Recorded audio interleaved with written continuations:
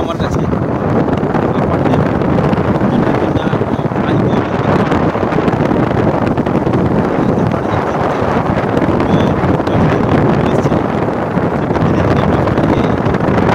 কৃত্রিম সভ্যতার চারদিকে কৃত্রিম করা পড়ে। এই জলাশয়টাকেও কৃত্রিমভাবে কোনো সংস্কারের কাজ চলছে।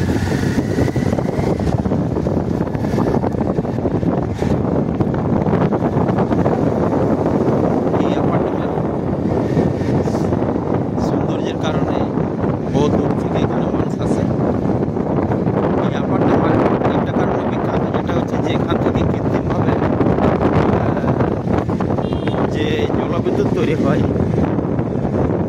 সেই জলবিদ্যুতের যে থিওরি, সেটা কিন্তু আমাদের এশিয়ার মধ্যে প্রথম। যে উপরের জলটাকে এখানে ধরে কৃত্রিমভাবে পাইপের মধ্যে ফেলে টারবাইন ঘোরানো হয়, এবং নিচে যখন ড্যামে জল জমে যায় তখন তারপর যখন আমাদের ইলেকট্রিক সাপ্লাই, যখন আমাদের লোড কম থাকে, ঠিক সেই সময় বাড়তি যে বিদ্যুৎ, সেই বিদ্যুৎ দিয়ে লোয়ার ড্যামের জলকে উপর ড্যামে উঠানো হয়।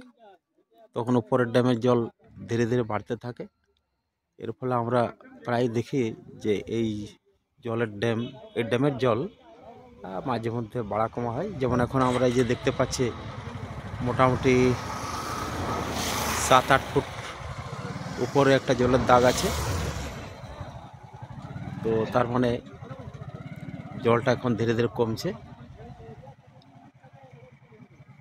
এই যে যেটা আমরা উপরে দেখতে পাচ্ছি দুটো ঘর, এটা হচ্ছে কন্ট্রোল ঘর। এটার সাহায্যেই জলটাকে নিচে নামার ব্যবস্থার নিয়ন্ত্রণ করা হয়। এটা টেকনোলজি খুব সুন্দর,